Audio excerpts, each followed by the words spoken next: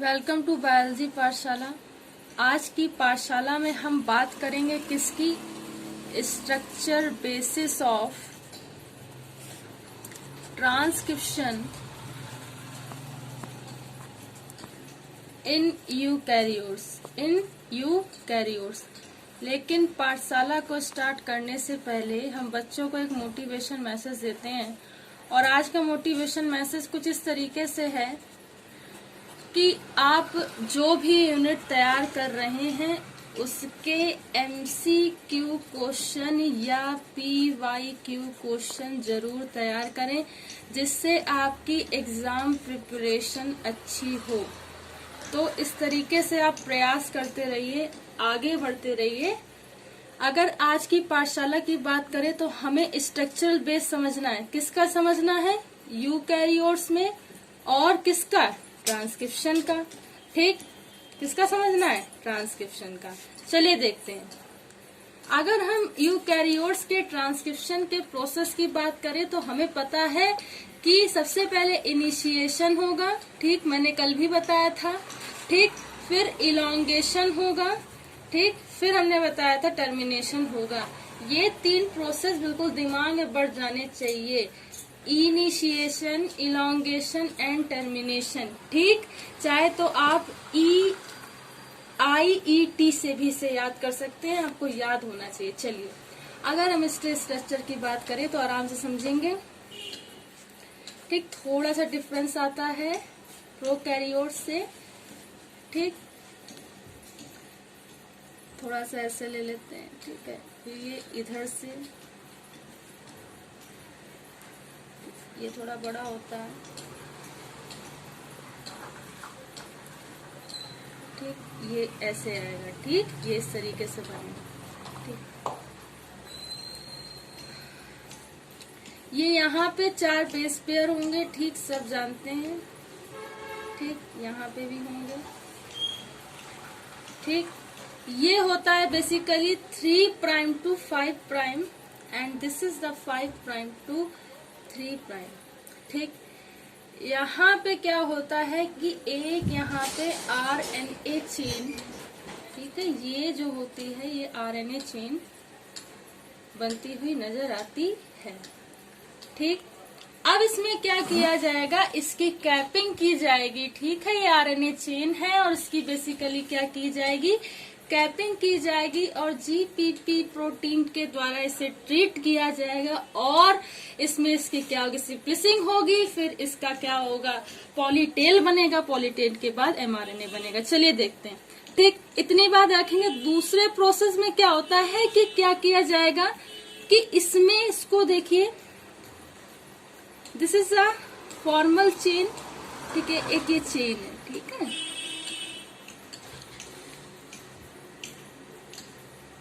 सबसे पहले इसकी कैपिंग हुएगी। ठीक है, कैप और GPP के द्वारा इसे ट्रीट किया जाएगा। ठीक, जब इसे GPP के द्वारा ट्रीट किया जाएगा तो ये जो पार्ट होगा ये क्या होगा? एक्सॉन होगा। ठीक, एक्सॉन होगा। अभी हम बताएंगे। ठीक, ये जो पार्ट होता है ये क्या होता है? इंटेरॉन होता है। ठीक, ये जो प्रोसेस होता है इसे RNA स्प्लिसिंग कहते हैं। क्या बोलते हैं? RNA स्प्लिसिंग बोलते हैं। देखिए, अगर आपको ना पता हो तो हम बेसिक टर्मिनोलॉजी से आपको एक चीज बताना चाहते हैं। देखिएगा, ध्यान से समझिएगा। किसी भी RNA का जो एक्सॉन पार्ट है, ठीक है, ठीक, या DNA की पूरी चेन का या RNA की पूरी चेन का जो एक्सॉन पार्ट होता है वही क्या करता है? ट्रांसक्रिप्शन में या RNA की सिंथेसिस में काम आएगा। ठीक, RNA की सिंथेसिस में काम आएगा। अगर हम इसको ये कह दें, इस एक्सॉन पार्ट को अगर हम ये कह दें कि कोडिंग सेगमेंट और DNA या कोडिंग न्यूक्लियोटाइड चेन या पॉलीन्यूक्लियोटाइड चेन, तो गलत नहीं होगा। ठीक, अब इधर देखिए, थोड़ा सा इधर आ जाइए। अगर हम इंटेरॉन की बात करें, हमने जब आपको क्या कहते हैं यूकैरियोट में पढ़ाया था या प्रोकैरियोट में बताया था। हमने इनिशियली आपको बताया था कि इंट्रॉन जो होता है वो नॉन कोडिंग डीएनए होता है, और नॉन कोडिंग डीएनए को डीएनए टेम्पलेट से अलग करना जरूरी होता है ताकि हम लास्ट में एमआरएनए को बना सके। Without separate the non coding we can not make for the DNA mRNA for the protein synthesis। ठीक, mRNA हम प्रोटीन सिंथेसिस के लिए नहीं बना सकते हैं। ठीक, तो नॉन कोडिंग को हमें टेम्पलेट डीएनए से क्या करना होता है, अलग करना होता है। तो एक्सॉन का काम क्या होता है, ये क्या करेगा, एमआरएनए के फॉर्मेशन में काम करेगा। इंट्रॉन क्या करेगा, नॉन कोडिंग होता है, इसे अलग होना ही पड़ेगा, इसे अलग होना ही पड़ेगा। ठीक, इतनी बात याद रखेंगे। ठीक, उसके बाद चलिए अभी तीसरे प्रोसेस में आए। ठीक, ये देखिए अब क्या होगा कि कैपिंग हो गई जीपीपीटी से, जब ने ट्रीट किया तो एक्सॉन प्रोटॉन हुआ और यहाँ पे अब आरएनए स्प्लिसिंग हो रही है। देखिए जब आरएनए स्प्लिसिंग होगी, स्प्लिसिंग का मतलब अलग करना। हमें क्या अलग करना, हमें सिर्फ एमआरएनए चाहिए, हमें सिर्फ एमआरएनए चाहिए। क्यों चाहिए, क्योंकि हम ट्रांसक्रिप्शन का प्रोसेस पढ़ रहे हैं। जब हम जीपीपी प्रोटीन से अलग करते हैं, डायरेक्शन क्या रहेगा, 5 प्राइम टू 3 प्राइम रहेगा। जब 5 प्राइम टू 3 प्राइम में करेंगे, हमने आपको ये भी बताया था, देखिए यहाँ देख लीजिए, कहाँ बता दू, साइड में मुझे बताना है। ठीक, यहाँ बता दे रहे, हमने बताया था कि 5 और 7 पे मैथिलियोडीन और ग्वानोसिन जुड़ते हैं। ठीक, तो क्या होता है, पॉली ए टेल बनती है, मैंने बताया था। तो यहाँ पे क्या होगा, पॉली एडिनिनेशन होगा। पॉली एडिनिनेशन के फलस्वरूप क्या होता है, पॉलीमर या पॉलीमेरेज क्या बनती, एक टेल बनती है। ठीक, और यहाँ पे क्या होता है, पॉलीएडिनाइजेशन के प्रोसेस में क्या होता है, मैथियोनिन और ग्वानिस 5 प्राइम और 7 प्राइम पेयर पे जुड़ते हैं, और जब ये जुड़ते हैं तो किसका फॉर्मेशन होता है, पॉली ए टेल का या पॉलीमेरेज टेल का क्या होता है, निर्माण होता है। क्यों होता है, क्योंकि यहाँ पे लगभग 200 से 300 बेस पेयर न्यूक्लियोटाइड जुड़ते हैं, तब ये पॉलीमर टेल बनती है।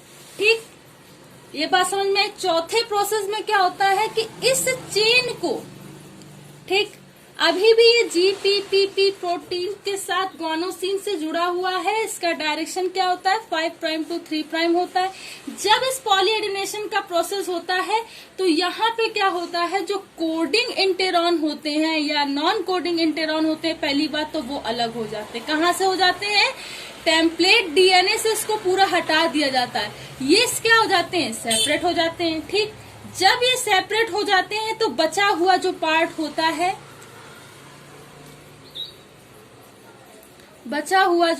होता है, वो होता है मैसेंजर आरएनए का। वो क्या होता है, मैसेंजर आरएनए का होता है। और this is a process is known as a transcription in eukaryotes. ठीक, और इसे क्या करते हैं, साइटोप्लाज्म में क्या कर देते हैं, ट्रांसफर कर देते हैं। This is the process of transcription.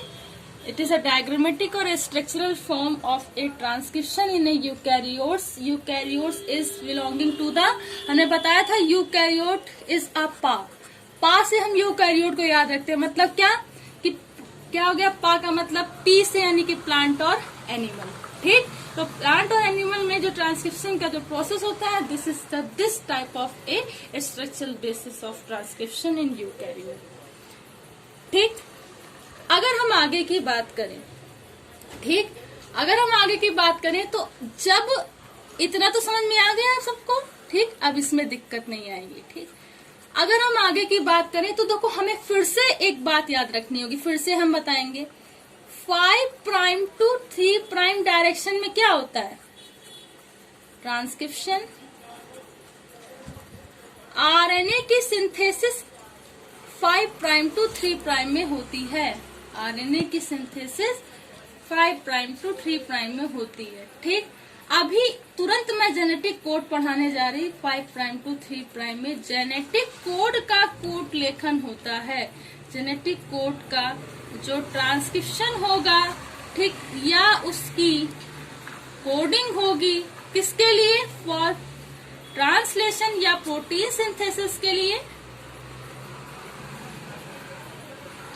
वो भी क्या होती है 5 प्राइम टू 3 प्राइम में होती है। अगर हम बात जेनेटिक कोड की करें, अगर हम बात जेनेटिक कोड की करें, जीसी का मतलब होता है जेनेटिक कोड। ठीक, अब ये जेनेटिक कोड हम क्यों पढ़ रहे हैं, क्योंकि हमने ट्रांसक्रिप्शन पढ़ा है। ट्रांसक्रिप्शन के बाद क्या होता है, प्रोटीन सिंथेसिस का प्रोसेस होता है, और उसके लिए जेनेटिक कोड को पढ़ना बहुत जरूरी होता है कि कैसे जेनेटिक कोड का काम होता है। जेनेटिक कोड को 1961 में नीरनबर्ग एंड फ्रेंड्स या नीरनबर्ग एवं उनके सहयोगियों ने खोजा था। ठीक, क्या किया था, खोजा था। ठीक, सबसे पहली बात। अगर हम और बात करें तो जो जेनेटिक कोड होता है वो बेसिकली हम जीसी लिखेंगे बार बार। ठीक, जेनेटिक कोड जीसी, जो जीसी होता है बेसिकली वो क्या होता है 4 टाइप्स के, ठीक, न्यूक्लियोटाइड से मिलकर बना होता है,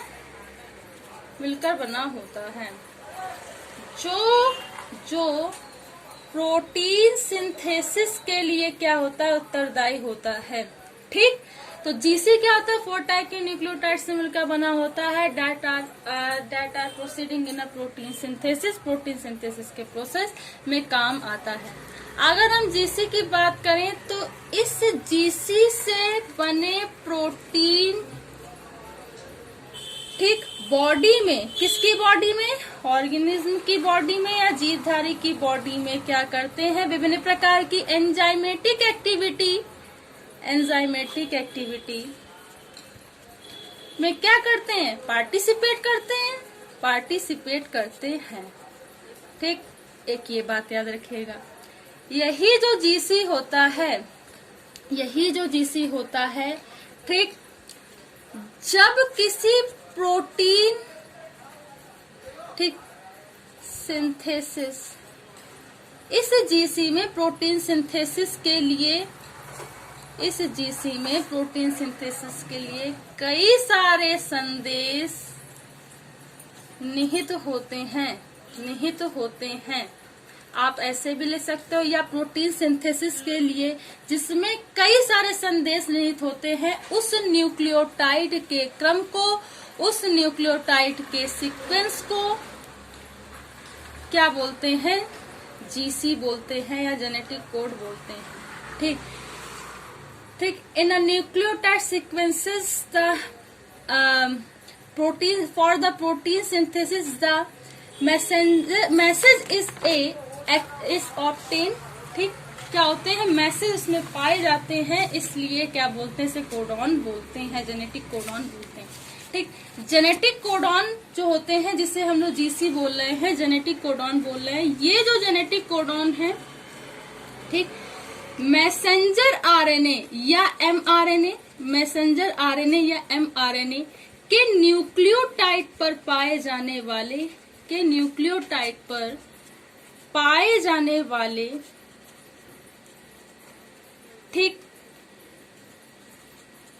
सीक्वेंस होते हैं, जो प्रोटीन सिंथेसिस का कार्य करते हैं। ठीक, इतनी बात रखें। यही जो जीसी होता है, जो एमआरएनए पर न्यूक्लियोटाइड पर पाए जाने वाले सीक्वेंस होते हैं, प्रोटीन सिंथेसिस का काम करते हैं। और ये जो जेनेटिक कोड होते हैं, बेसिकली क्या करते हैं, 20 प्रकार के एमिनो अम्ल, ठीक, अमीनो अम्ल के लिए प्रोटीन सिंथेसिस करते हैं। बेटा क्या करते हैं, प्रोटीन सिंथेसिस करते हैं। ठीक, इसमें 4 प्रकार के न्यूक्लियोटाइड होते हैं, और इन 4 प्रकार के न्यूक्लियोटाइड से 4 की पावर 3 अर्थात 64 न्यूक्लियोटाइड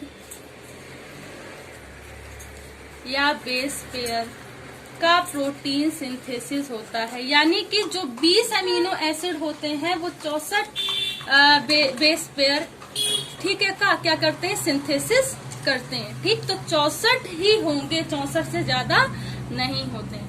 अगर हम इसके कैरेक्टरिस्टिक की बात करें, ठीक है, अगर हम इसके कैरेक्टरिस्टिक्स की बात करें तो कैरेक्टरिस्टिक ऑफ जेनेटिक कोड में कुछ नहीं है। कैरेक्टरिस्टिक ऑफ जेनेटिक कोड की बात करें, चलिए इसको यहाँ देख लेते हैं तो देखिए कैसे होता है। देखिए 20 प्रकार के अमीनो अम्ल के लिए, अमीनो एसिड के लिए, ठीक, 64 बेस पेयर होते हैं। ठीक, जेनेटिक कोड का निर्धारण होता है किसके लिए, प्रोटीन सिंथेसिस के लिए। ठीक, प्रोटीन सिंथेसिस के लिए। ठीक, उसके बाद अगर हम बात करें तो यही जेनेटिक कोड में जो 61 बेस पेयर होंगे, ठीक, वो क्या करेंगे, ठीक, 20 अमीनो अम्ल, 20 अमीनो एसिड का क्या करते हैं, कूट लेखन करते हैं, या हम सीधे कहें उसका क्या करेंगे, सिंथेसिस करेंगे। ठीक, लेकिन 3 जो होते हैं, 3 जो कोडॉन्स होते हैं वो क्या करते हैं, प्रोटीन सिंथेसिस के प्रोसेस या कूट लेखन में सहायक नहीं होते हैं। ठीक, ये बात याद रखिएगा। ठीक, जो पहले बताए आप वो भी कैरेक्टरिस्टिक में लिख सकते हैं, गलत नहीं होगा। ठीक, अगर हम जीसी की बात करें, अगर हम जेनेटिक कोड की बात करें तो जेनेटिक कोड में जो ट्रांसक्रिप्शन से मिला एमआरएनए है, ठीक, उसका जो कूट लेखन होगा, या जेनेटिक कोड का जो कूट लेखन होता है वो भी 5 प्राइम टू 3 प्राइम के डायरेक्शन होता है, या हम इसे रीडिंग डायरेक्शन भी कह सकते हैं। We can say that reading direction. तो इसका जो रीडिंग डायरेक्शन होता है ये क्या होता है, 5 प्राइम टू 3 प्राइम डायरेक्शन। जैसे आपने इसमें देखा, हमने बताया ना 5 प्राइम टू 3 प्राइम में क्या होता है, ट्रांसक्रिप्शन का प्रोसेस, ये भी तो रीडिंग डायरेक्शन है। अगर हम अध्ययन करेंगे तो 5 प्राइम टू 3 प्राइम में ही तो उसका अध्ययन करेंगे। आरएनए की सिंथेसिस हो रही है 5 प्राइम टू 3 प्राइम डायरेक्शन में, यानी कि ये भी एक रीडिंग डायरेक्शन है। हम रीडिंग डायरेक्शन तभी तो पता चलेगा कि आरएनए सिंथेसिस आखिर किस डायरेक्शन में हो रही है, क्योंकि यहाँ पे 2 डायरेक्शन होती हैं, एक 5 प्राइम टू 3 प्राइम होती है, 3 प्राइम टू 5 प्राइम में होती है। ठीक, फिर आएगा जेनेटिक कोड या ट्रांसक्रिप्शन कोड, प्रोटीन सिंथेसिस, ये भी 5 प्राइम टू 3 प्राइम में होता है। तो 20 प्रकार के अमीनो एसिड के 64 कोडॉन्स होते हैं। ठीक, 64 बीपी का कह लो या कोडॉन कह लो, ठीक है, कंफ्यूज मत होना। हमने यहाँ पे बीपी लिखा है, बीपी का मतलब ही क्या होता है, बेस पेयर या कोडॉन। ठीक, तो 64 प्रकार के कोडॉन्स बनते हैं 20 अमीनो एसिड के लिए, जिसमें से 61 जो कोडॉन्स होते हैं वो 20 अमीनो एसिड सिंथेसिस के होते हैं, लेकिन 3 कोडॉन का कोई भी सिंथेसिस नहीं होता है। ठीक, एक इसमें और भी पॉइंट होता है कि जो डीजेनरेट होते हैं, डीजेनरेट जेनेटिक कोड जो होते हैं, अपरहासिस जो जेनेटिक कोड होते हैं वो क्या करते हैं, एक से ज्यादा न्यूक्लियोटाइड के सिंथेसिस में काम करते हैं, एक से ज्यादा न्यूक्लियोटाइड के सिंथेसिस में काम करते हैं। जैसे कि मैथियोनिन जो होता है, मैथियोनिन होता है वो यू और यूसी दोनों के लिए कार्य करता है। ठीक, तो डीजेनरेशन का, अगर डीजेनरेट की बात करें तो इसमें क्या जेनेटिक कोड क्या होता है, एक से ज्यादा क्या करता है, बेस पेयर को क्या करता है, सिंथेसाइज करता है। That is the example of the methionine, glycine, tricine, glutenin, बहुत सारे होते हैं। ठीक, तो यू और यूसी क्या करते हैं, ये एक से ज्यादा का सिंथेसिस करते हैं। तो इस तरीके से देखिए कुछ जेनेटिक कोड का, इधर बोलिए, ठीक, ये भी दिखा दो। ठीक, इस तरीके से कुछ जेनेटिक कोड का क्या होता है, इंट्रोडक्टिव मेथड है। कल हम इसके जेनेटिक कोड के पूरे स्ट्रक्चर की बात करेंगे, कैसे ये 20 अमीनो एसिड पूरी मेटाबॉलिक एक्टिविटीज के साथ साथ प्रोटीन सिंथेसिस के प्रोसेस में हेल्प कर रहे हैं, और यही प्रोटीन एंजाइम के प्रोसेस में कैसे काम करते हैं ये कल बताएंगे। आज की पाठशाला में इतना ही। अगर बच्चों आज की पाठशाला आपको समझ में आई हो तो इसे ज्यादा से ज्यादा लोगों तक शेयर कीजिए, सब्सक्राइब कीजिए। प्रणाम।